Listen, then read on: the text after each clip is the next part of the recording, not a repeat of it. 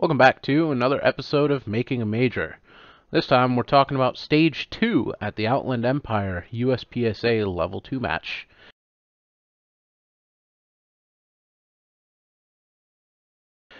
So I've got the stage loaded up. Let's talk about the WSB. So this is a 12-round, 60-point Virginia count, or Virginia short course. 12 USPSA targets, best one hit per target. Okay? Then let's come back over here. Handgun start position, standing, toes touching the start stick.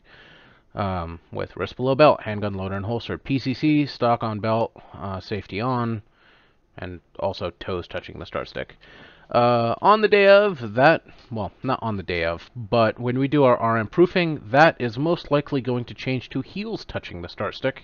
It's just easier to have people not tripping over the stick as they're trying to run. A lot of people have that weird problem, so we'll make that will most likely be a change that we make.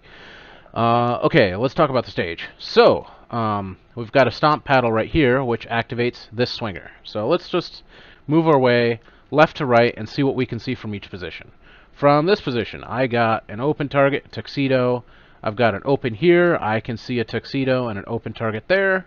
That's about it. Move to this little middle area. What do I see?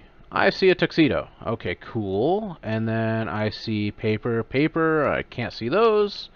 Come around the wall. Probably hit that stomp pad as you run around. I've got two targets right here. I've got a little guy right here that's going to make me cram all the way into this little corner. And then I've got open paper. Alright, so first things first. We're looking at this as if we're doing some proofing, right? What do we got here? We've got a shoot through. So in our diagrams, this looks all cool. This is great. I can give this to people to set up. I can actually come all the way up here and give them like a reference like this. This is 3D, like we've LiDAR scanned the bays. That's what you see here. We did it with our iPhones, you know. New gen iPhones have LiDAR, Polycam app, great for this. That means I can give this picture to my setup crew and they'll put the targets down pretty much like within a few feet of where they actually need to be.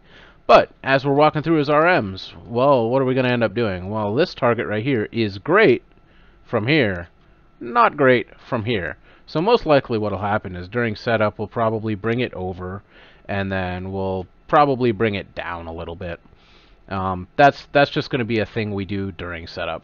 So we don't need to worry about it too much. The goal is you can shoot this open target and you might be able to lean really hard to see that tux. And obviously we got the swinger going crazy. The barrels are here to block some visual stuff from other places. Like for instance, if we come over here, I don't want that target visible here. You can see like the biggest, tiniest sliver right there. After this is set up, that won't be a thing. As we say, diagrams don't need to be perfect. Same 3D renders like this don't need to be perfect. This is a great stage design tool, but I'm not going to sit here and fuss about this for 15 minutes. Like, that's dumb. Same thing. When Eric made the stage, we went through a few review processes, and we thought, you know, it'd be really cool if that tux was visible from here. But we can see it from here. We can also see it from up here. So what's most likely going to happen during setup is we're actually going to put a barrel stack right where this target is. That target's going to move over here. And then right here, we might put another wall across, just so you can't do that. Right? Because from here, I can't shoot that target. From here, we like that long shot. But we also like that you can shoot that target right here from all these positional spots. This is a very positional stage, right?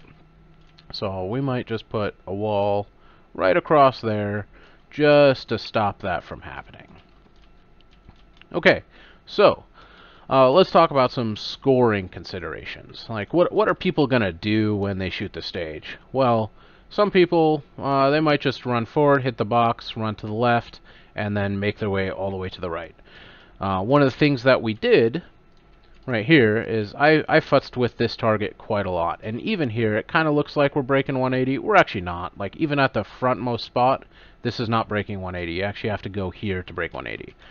That was a big consideration for when we redid this front little area, just because we don't want to put people in the spot where they can get themselves DQ'd without them doing it on purpose.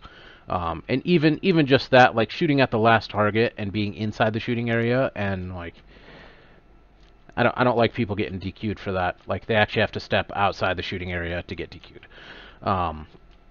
Okay, other stuff. So this is Virginia count, right? So 1 shot per target. We got 12 targets out here.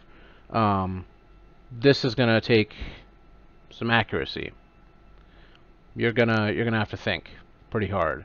And I know people are gonna ask. This says T10. It's actually T11. This double stack, the text auto generates to just 1 target. This is actually 2. So we do in fact actually have 11 targets out here, including that swinger.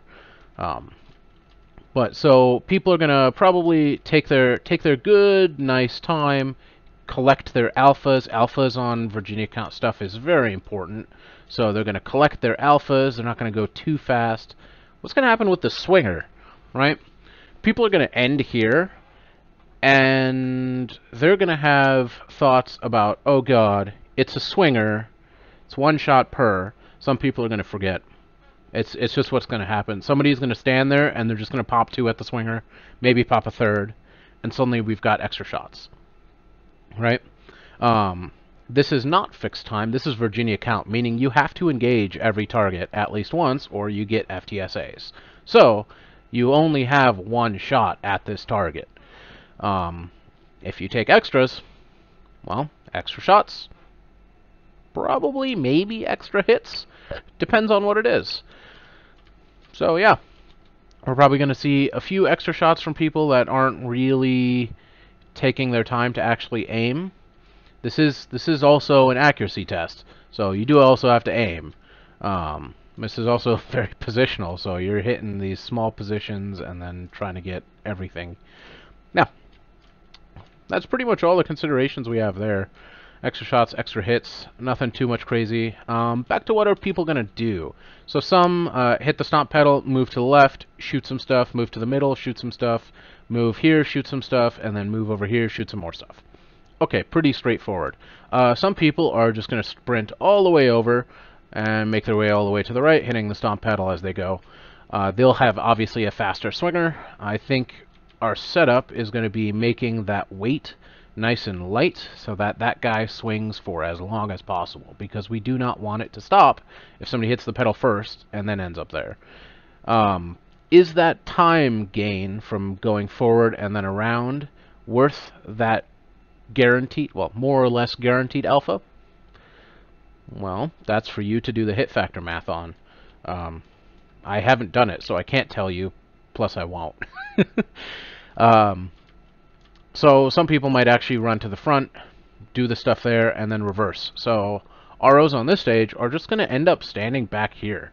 Like, they'll just wait until people are guaranteed to come up here and stay there, or finish here. Like, there's no reason to crowd up on a shooter. It's a fairly simple left to right stage with slight moving forward. Yeah, that should be pretty easy to go. Cool. Well, that was Stage 2 from the Outland Empire USPSA Level 2.